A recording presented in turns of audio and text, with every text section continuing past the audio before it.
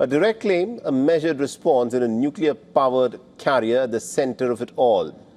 Now, Iran says that it has struck the USS Abraham Lincoln that was floating in the Arabian waters. The Pentagon remains silent, says the warship remains operational, and the other aircraft carrier, the USS Gerald R. Ford, has been forced to leave the battle zone after what was described as some kind of a laundry fire. But what is really happening with these aircraft carriers in the Gulf at the moment? Our next report tells you more.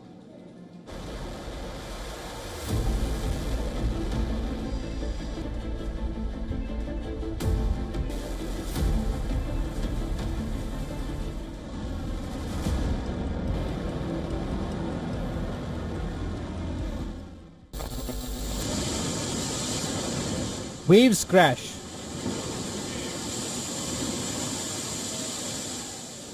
Tension explodes in the Arabian Sea. A US supercarrier faces its ultimate test. Iran boasts it has hammered the USS Abraham Lincoln with missiles. It releases video of missile launch. Explosions lit the night. But no proof of actual impact. Hours later, CENTCOM breaks the silence only to confirm Abraham Lincoln remains fully operational. No denial of the attack. It says the carrier group powers on. F-35 jets roaring off the deck, eyes locked on Iran.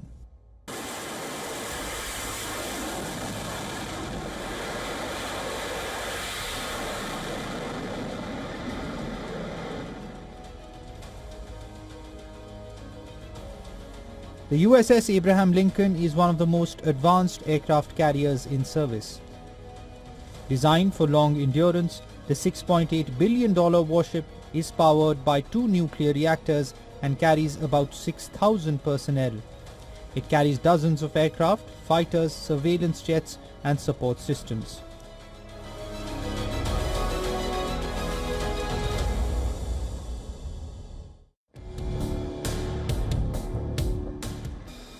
A floating airbase with strike capability across vast distances. Even under sustained deployment, it can continue operations for extended periods. Missions can be rotated, air wings can be sustained, logistics chains keep it active far from home. For years, Iranian forces have repeatedly warned that American carriers are not untouchable. Iranian military commanders have often claimed their missile and drone arsenal is capable of sinking an aircraft carrier operating close to Iranian waters.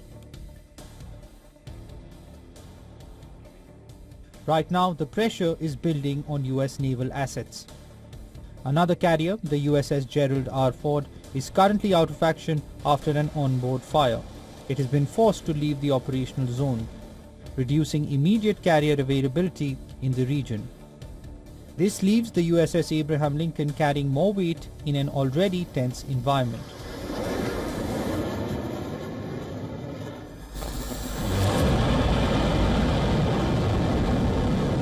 Iran's claim, even if unverified, is part of a broader signaling strategy. It projects reach, it tests response, it keeps the pressure on the US forces. It's a race against time and fatigue. The crew is pushed to the limit. The machinery is strained, and the enemy is watching. The USS Abraham Lincoln remains operational for now, but in a war of attrition, even the most powerful weapon systems have a breaking point. Bureau Report, WION, World is One.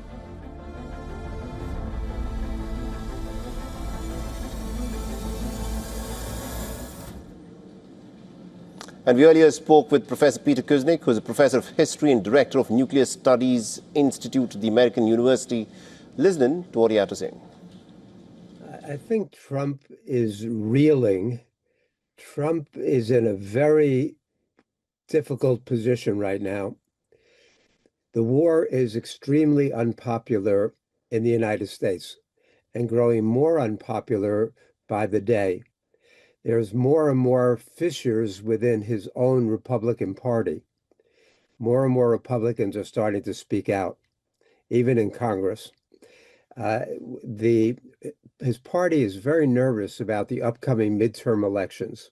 Had no plan, no exit strategy, no clear objectives.